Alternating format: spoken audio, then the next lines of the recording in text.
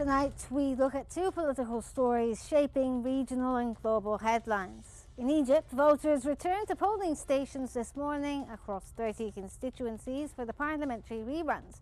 The process reflects the strength of Egypt's judicial institutions and the commitment of the National Election Authority to uphold transparency and accuracy at every step.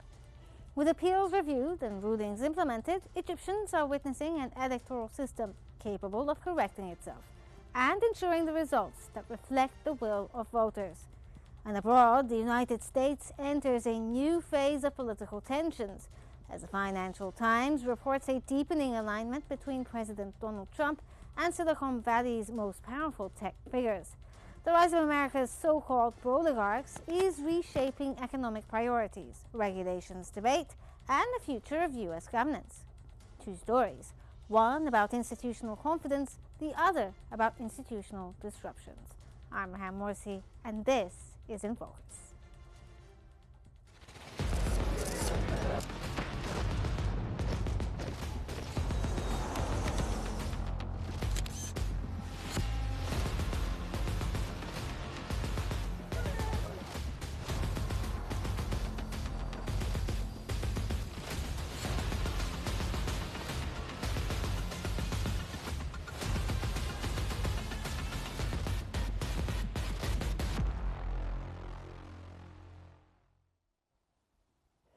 Ahram Online reports that Egyptians across 30 constituencies began casting their votes this morning in the rerun elections ordered by the High Administrative Court. The process comes after appeals related to eligibility, recount requests, and procedural considerations were reviewed under the full supervision of the National Election Authority, or NEA. More than 623 candidates are competing for 58 seats, while 6 other seats remain before the Court of Cassation. Polling continues from 9 a.m. local time to 9 p.m., with results to be announced on the 18th of December. President Abdel Fattah al-Sisi has repeatedly emphasized the importance of transparency, calling on the NEA to examine all reported incidents thoroughly and ensure each candidate's representative receives authenticated copies of vote count records. He also stressed that the authority should take any necessary decision, including repeat vote, where the appropriate, to guarantee outcomes that reflect voter choice. This moment highlights institutional confidence, judicial oversight, and the state's commitment to electoral integrity.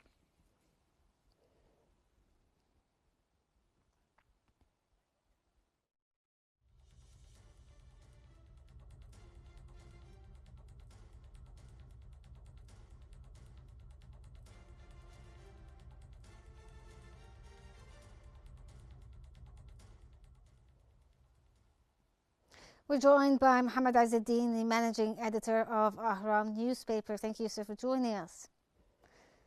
Sir, let's start off here by asking you, how do these rerun elections demonstrate the strength of Egypt's judicial and electoral institutions? Hello, and thank you for having me here on Qnews. Of course, there is a huge transformation since President al-Sisi has talked about the elections and confirmed the importance of transparency and having all appeals go under scrutiny. And so these rerun elections in the 30 annulled constituencies, we are seeing a large number of turnout here, and of course it is a first step here when it comes to restructuring elections in Egypt generally, and especially in the Egyptian parliament. And so, of course, it is such an addition to the elections process and the judicial institutions and the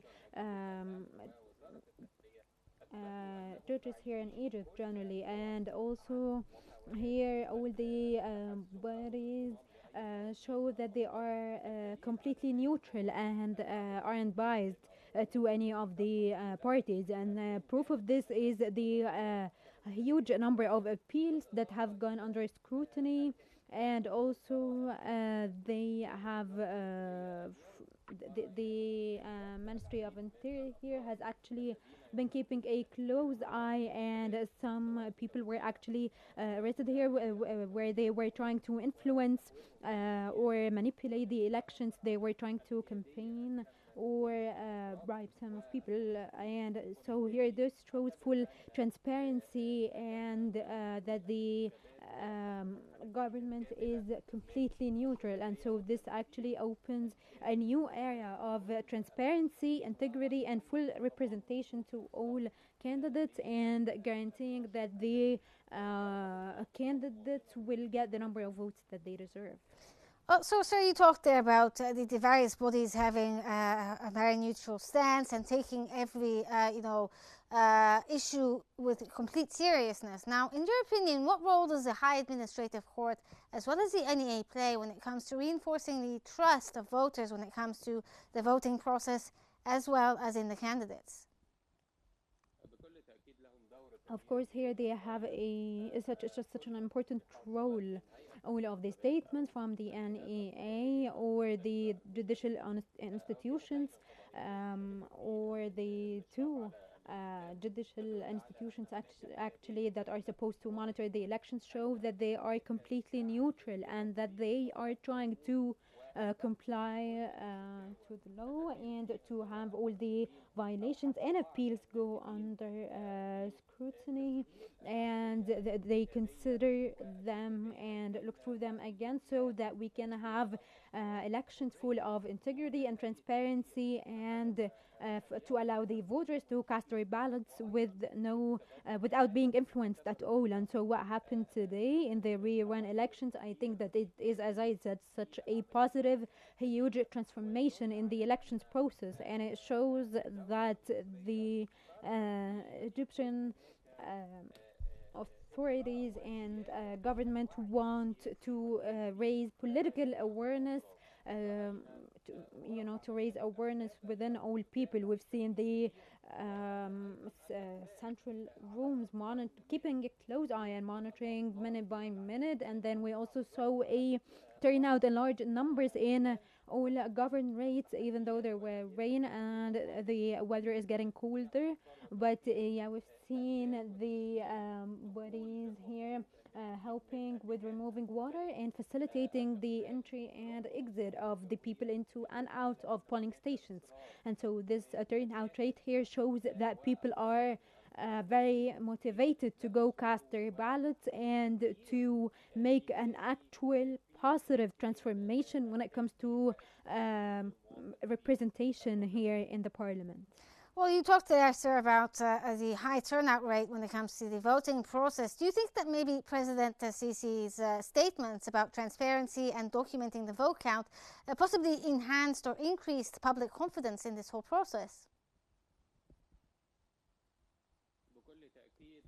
Yes, of course, it didn't just enhance public trust, but it is actually it restructured the electoral process in Egypt with full transparency now, and it is founded on actual number of votes, and they have eliminated anything that could have influenced or manipulated the electoral process, and it has motivated the candidates and the voters to send their concerns and comments to the bodies here to make sure that elections are going with full integrity and transparency. And the Egyptian remarks here are aimed to make sure that the citizens are 100% sure that their votes are essential here and that they will lead to transformation in the future.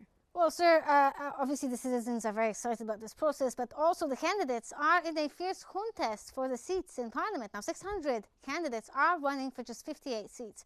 What does this level of participation tell us about political engagement, as well as, the political discourse in general in this country?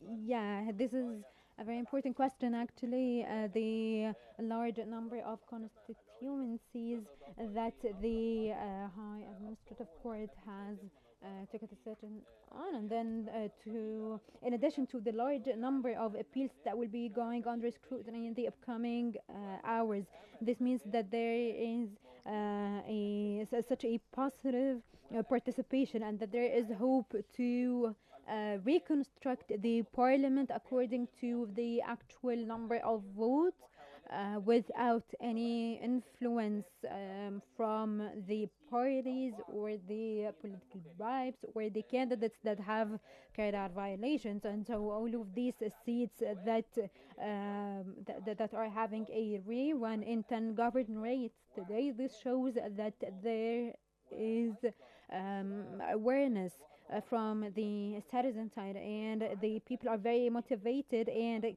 keen. And I think that tomorrow we'll have a larger number of turnout, because there is a positive effect here with everything that the Ministry of Interior has done with arresting those who violated the electoral laws with the bribes and campaigning during the silent period. And so here everyone is equal, and everyone will be getting the same treatment, and they're equal in the competition. And I think that this is very positive and will be going on for a long period of time, and will transform the elections as we knew before. If we could talk a bit about the NEA's structured timeline, how do you think this has helped ensure a credible process, given that they have set a timeline for polling as well as appeals, and then the final announcement of the voting process itself?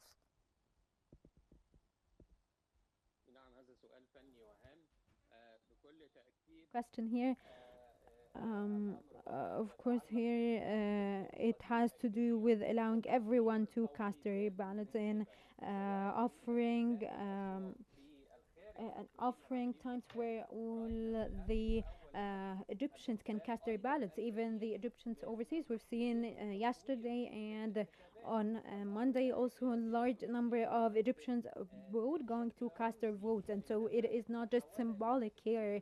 It is an attempt to actually transform how the elections and the parliament will be handled in the future. And so here, as I said, the presidential remarks and also the judicial bodies carrying out their role with while being fully neutral, this actually affects trust in Egypt and outside of it, and it puts new standards on how to deal with the elections and the electoral process in the future. And so any individual candidate or party will think long before attempting or before attempting influencing any of the voters. And so we won't have any political bribes in the future like it was before. And also full transparency gives trust and hope in transformation, and that people can actually choose who to represent them in an electoral process that is fully transparent and handled with integrity.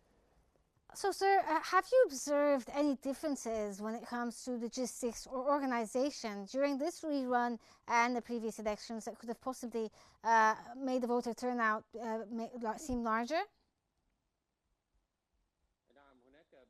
Yeah, of course, there are logistical differences because of the weather here, but all the bodies here are there. We have ways to suck the water or organize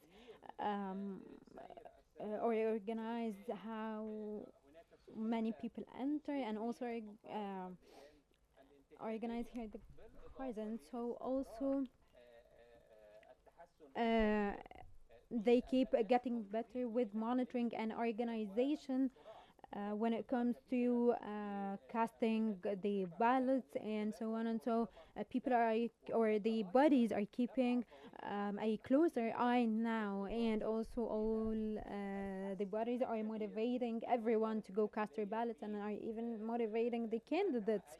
And then also the Ministry of Interior is having stricter laws now to stop anyone from trying to influence the elections here. And so this is such a positive transformation when it comes to carrying out and organizing the elections. When it comes to what the people think of the elections now, and from the bodies side as well, especially after what President El Sisi has said, and after looking into the appeals that the judicial bodies have looked into, and then also the role of the Ministry of Interior when it tried to prevent anyone from influencing the elections. Okay, thank you, Muhammad Azzeddin. These reruns underscore a clear message. Egypt's electoral system is active, monitored, and capable of ensuring the outcomes reflect the people's choices.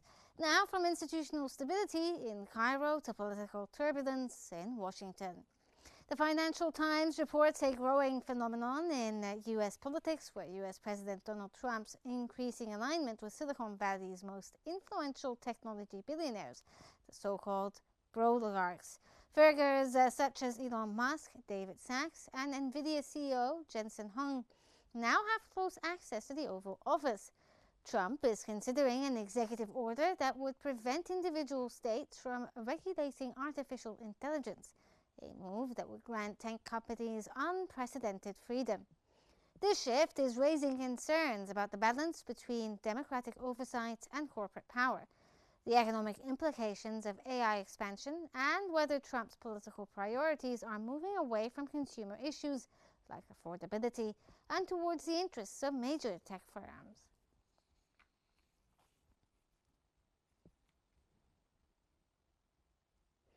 To examine this global trend, we're joined by Maher Nicholas Fazeli, the director of the EU ASEAN Centre. Thank you for joining us here on In Focus. My pleasure. Let's start off here by asking you about Trump's relationship with Silicon Valley, the most powerful figures reshaping the traditional dynamics of U.S. policymaking. What do you make of it? We've even seen them during his inauguration.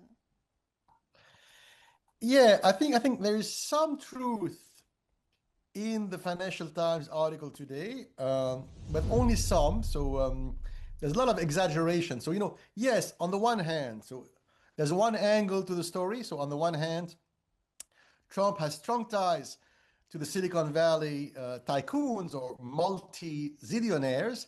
And actually, many of them are German Americans, just like Trump himself. Trump, his real family name is Trumpf, and he is of Northern German Lutheran origin. And many of these Silicon Valley trillionaires are also of Northern German Lutheran origin. There used to be a big German colony in Pennsylvania. And let's not forget that until the 1920s, not long ago, until the 1920s, most people born in Pennsylvania, their mother tongue, their first language was German, not English. And actually the grandparents, the grandparents of the founder of Tesla were from Pennsylvania, right? So many of these, tycoons, the founder of Tesla himself, Peter Thiel. So Peter Thiel, the founder of Palantir Technologies, is German. Sir, I understand that you're trying to say there may possibly be relations culturally wise or even ethnically, but there's also a mix between politics and money, because we're also seeing, extended family of Trump being heavily invested in the tech industry, like Jared Kushner. Yeah, I mean, this is really, I think, exaggerated, because Jared Kushner, with all due respect for him, is not in the same league, right, as Elon Musk, for example, or Peter Thiel. I think he has, or he's a partner in a mid-sized venture capital company. So what I'm coming at, I don't think that Trump or his family gains anything from it. I think there's a different angle, and I think there's a much more important angle. Trump is focusing now on something called the age of geoeconomics. Inside that age of geoeconomics is only one issue, which is the obsession, not only of Trump, but all of America's neo-Colbertist or neo-Nixonian economic nationalists. And these people, they think there's only one issue. And that's why they're abandoning Ukraine, quote unquote, they're abandoning Europe, etc. Why? Because they are focusing fiercely, obsessively on one single issue, which is the techno-financial rivalry with China. And to them, all the rest is irrelevant. And because they're focusing relentlessly, brutally on the techno-financial race with China, of course, AI and tech and the Silicon Valley are important to them as a means. So here it's important. For Trump, the Silicon Valley is only a means, only a tool in that rivalry. So he's not a slave to the Silicon Valley. He's afraid because, the world economy across industrial sectors can be subdivided very briefly into 9 or 10 sectors, right? In 7 out of 10 sectors, China is already ahead of America, which is really unbelievable. So there are only 3 sectors where America is still a little bit better than China. It is inside the Silicon Valley, the AI industry, and the microchip industry, which goes with AI, and the third industry near the Silicon Valley in Seattle, the headquarters of Boeing, which is aviation. So aviation, microchips, AI are the only domains, the only economic fields where America is still ahead of China. In all other economic fields, including construction, including civil engineering, architecture, transportation, energy, etc., China is way ahead of America. So that's why Trump wants to help the Silicon Valley. He's afraid that the Chinese are going to, quote unquote, eat America's lunch, or what's left of America's lunch. Well, sir, I understand that, especially with Trump coming out with statements saying that it's part of a national project and national security to promote AI, but without the regulations to somehow make sure that it's ethical, it's an issue. I understand he wants to create a new space race like America had with the Russians, but they do need regulation, don't they? Of course, and that has little to do with Trump.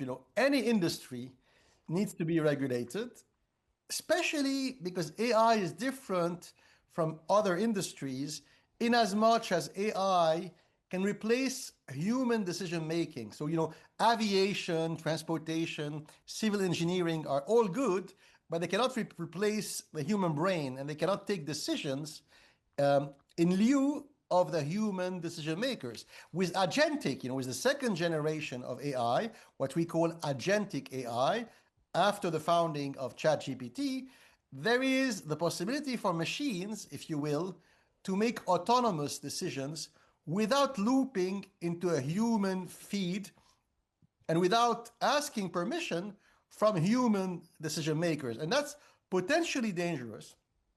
Of course, it has to be regulated. And I think it's a global problem. So it's not only a Silicon Valley problem. The Chinese themselves and the Europeans and the Russians will be faced with the same issue. If everything is automated, if AI loops into itself, if you will, without human beings being able to stop and slow down the process to tell the machine, wait a minute, we don't want split-second decision. We want the board, the board meeting or the council of ministers to meet, and we want board members or cabinet members to decide, not the machine. I think that's a potential road we're going towards, which is very dangerous. But I think this is not, I think with all due respect to the Financial Times, it is not Trump's fault, right? But, laws are created just for this reason. Shouldn't he push for some sort of law to regulate the use of AI or even, the advancements of AI? Yes, it should be regulated, but I think it's unfair to say that it's Trump's fault, or it's unfair and hypocritical for Democrat politicians at state level, because what is the beginning of the story behind the Financial Times article? It's Democrat politicians who hate Trump at state level who are saying, oh, wait a minute, we in New York State or California, we could regulate AI very well, sir, but Trump is not allowing us. I think it's not true, and it's hypocritical. But if we could talk a bit about, the average American here, most young people, especially in America, are feeling sort of disenfranchised given the state of the economy. And they're also seeing these tech billionaires, growing their wealth tremendously, and they feel a misalignment. Don't you think that the connection of these billionaires with the administration somehow creates a bigger fear that the economy will continue to be fractured because they're being favored? The billionaires Yeah. are being paid. Also, he also, with all due respect, I don't agree because basically, we economists have a way to track that, and that is social inequity. What is social inequality? It's when the average salary goes down, when the average employee and working class salary goes down relative to the salary or fortune or wealth of the super rich. And here, there is a problem. Yes, you're right. But it's not a Trump problem. It's the reason why Trump was elected. So many of the people who voted for Trump precisely 12 months ago, they voted, and many of them, by the way, were Democrats. And where did they come from? They came from Rust Belt states. So states where you have many unemployed or underemployed working class Americans, states like, Pennsylvania, Oklahoma, Illinois, Michigan. Many Democrats voted for Trump against their own, candidate because the working class is being crushed. But it's not a Trump issue, and I would say it's not even a Silicon Valley issue. It's a bigger issue. It started in the early 90s. And who created that sort of neoliberal golden era? It is the Democrats. It's people like Hillary Clinton, Bill Clinton, Tony Blair. They created that system, that wild, lightly regulated, and it's bad, system where the rich gets richer and the poor becomes poorer. And the issue here is not tech or high tech or the Silicon Valley. It is the connection of tech and finance. So how do people, like Peter Thiel, become super rich, or the founder of Tesla, or these guys, they become super rich because their companies are listed on the Nasdaq, and on the Nasdaq, because of the evolution of the stock price and stock options, etc., these guys are becoming crazily rich. So the issue here is more finance than tech, and it's the intersection of tech and finance, which once again was started by Bill and Hillary Clinton and Tony Blair. Poor Trump, didn't do much for that. Well, so, you were saying that a lot of people shifted towards Trump and voted for him based on the idea that he was selling, that is basically coming in to fix America's economy, make it more affordable, and the average American will be able to survive. Yes. Now, given the state of things in the US right now, do you think that Trump's alignment with these so-called tech bros creates some sort of internal fracture in his own political base, given that most of, Trump's base are from the poorer parts of the US? Yes, you're right. You're right. A coalition, a big tent, to use a Middle Eastern Arabian metaphor, when the tent is big, you have many tribes under the tent. And so what Trump was able to do 12 months ago, to be elected, he brought many tribes, many American tribes, inside his tent. It's a broad tent. And of course, there isn't much in common between these poor, white ethnic, Irish American or Italian American workers in Pennsylvania and Oklahoma, and let's say the German American billionaires of the Silicon Valley. Socially, ethnically, culturally, they're very, very different, right? And their social and economic interest may be diverging. And Trump is trying to tell them all his tribes, don't worry, trust me, I'm going to take care of you. Okay, so for example, 3 days ago, one of the tribes, it's poor farmers in the Corn Belt. So that would be the American South and the Midwest. And he told, poor farmers in the Corn Belt in the Midwest, don't worry, I'm going to give you $15 billion to start with. And that's the money I'm taking from tariffs, right? So tariffs I'm placing on the shoulders of European, Brazilian food exporters. I'm going to give 15, 16 billion to the Corn Belt farmers in America. So he's trying to find a system where he can take money and redistribute money. And of course, he's not taking the money from the pockets of Elon Musk or Peter Thiel. He's taking the money from the pocket of European and Latin American exporters. That is Trump's game, and he's trying. It's difficult, but he's trying to play that game. Okay, thank you so much, Meher Nicholas Fazili, for joining us. From Egypt's carefully supervised electoral procedures to America's shifting political power centers, tonight shows how institutions, or the lack of them, define political outcomes. This has been In Focus. Have a good night.